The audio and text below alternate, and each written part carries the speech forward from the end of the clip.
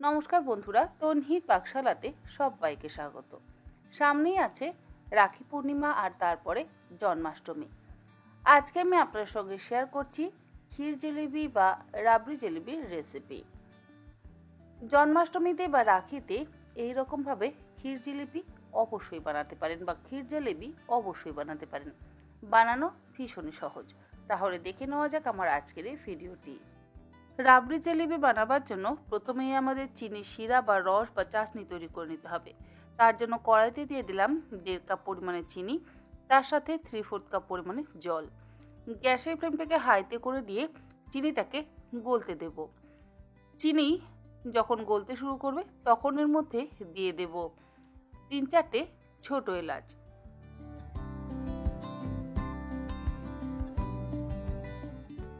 অল্প একটু কেশর বা জাফরান দিয়ে দিচ্ছি। এরপরে গ্যাসের ফ্লেমটাকে মিডিয়াম টু হাইতে করে দিয়ে আরও 1 মিনিট ফুটিয়ে নেব।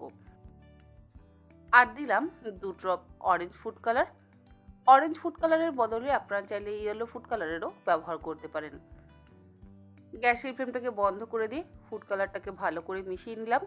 তৈরি হয়ে গেছে আমাদের জিলিপির জন্য চিনির রস বা চাশনি বা চিনি শিরা।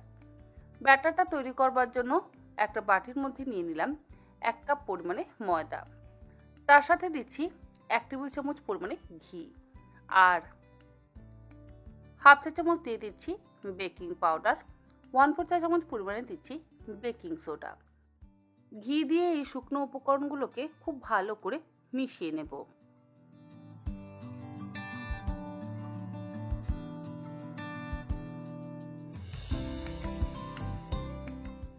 ঘি দিয়ে মিশিয়ে নেওয়ার পর এর মধ্যে দিয়ে দিচ্ছি 1 কাপ পরিমাণে জল।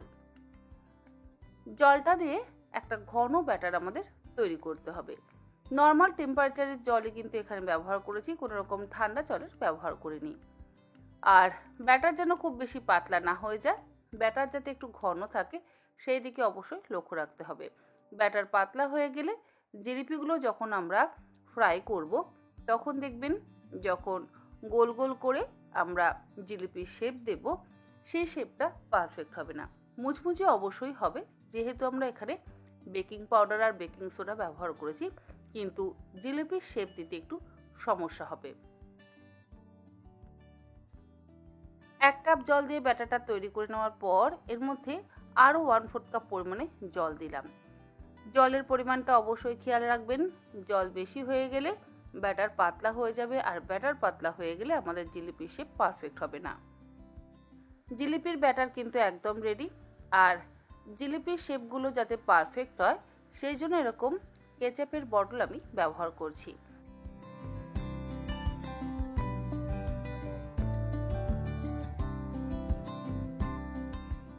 কেচাপের বটলের মধ্যে ব্যাটারটাকে ভরে নিয়ে বটলটাকে বন্ধ করে নেব।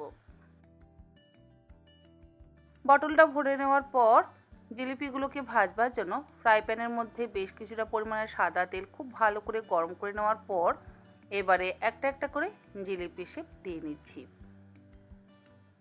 যখন আপনারা জিলিপির শেপ দেবেন সেই সময় গ্যাসের ফ্লেমটাকে একটু কমিয়ে দিতে পারেন। তবে যদি তেল খুব ভালো গরম না থাকে তাহলে আবার জিলিপিগুলো ঠিক মতন ফুলবে না, মানে জিলিপির পাইপগুলো আবার পারফেক্টভাবে তৈরি হবে না। তাই সবসময় জিলিপি যদি ভাজতে হয় তেলের টেম্পারেচারটার দিকে অবশ্যই খেয়াল রাখতে হবে। হাই ফ্লেমে প্রথমে উল্টে পাল্টে জিলিপিগুলোকে একটু ভেজে নেওয়ার পর গ্যাসের ফ্লেমটাকে মিডিয়ামে করে দিয়ে মিডিয়াম ফ্লেমে গোল্ডেন ব্রাউন করে জিলিপিগুলোকে ভেজে তুলে নেব।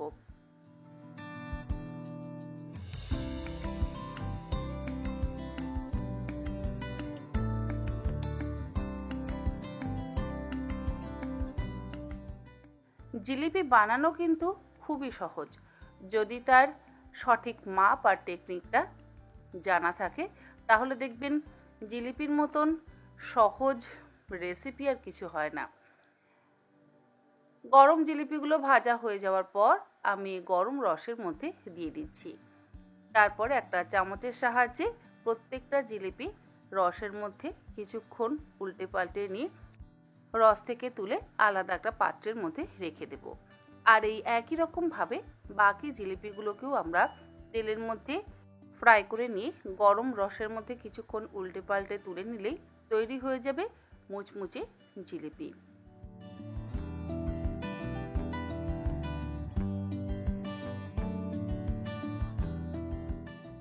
একটা বাটির মধ্যে নিয়ে নিলাম 100 গ্রাম পরিমাণে মাখা সন্দেশ।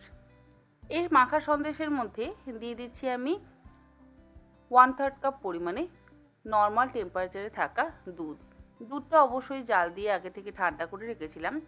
সেই দুধটা দিয়ে আমি মাখা সন্দেশটাকে খুব ভালো করে মিশিয়ে নিচ্ছি। চাইলে আপনারা অবশ্যই আলাদা করে রাবড়ি বানাতেই পারেন, তবে যদি হাতে সময় কম থাকে এইভাবে মাখা সন্দেশ দিয়েও আপনারা ক্ষীর বা রাবড়ি বানিয়ে কিন্তু এই কাজটা করতেই পারেন।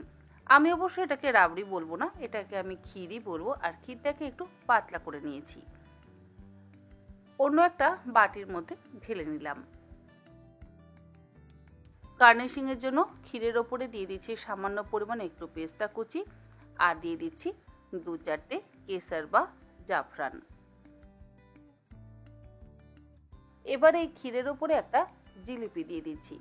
তৈরি হয়ে গেল ক্ষীর জিলিপি। আশা করি আমার আজকের এই ক্ষীর জিলিপির রেসিপি আপনাদের ভালো লাগলো। ভালো লাগলে আপনারা অবশ্যই এইরকমভাবে একবার অন্তত বাড়িতে বানিয়ে দেখবেন। আমার মনে হয় সকলেরই ভালো লাগবে। আজ তাহলে এই পর্যন্ত, আবার হাজির হয়ে যাব অন্যদিন অন্য কোনো রেসিপি নিয়ে। ভালো থাকবেন, সুস্থ থাকবেন। ধন্যবাদ।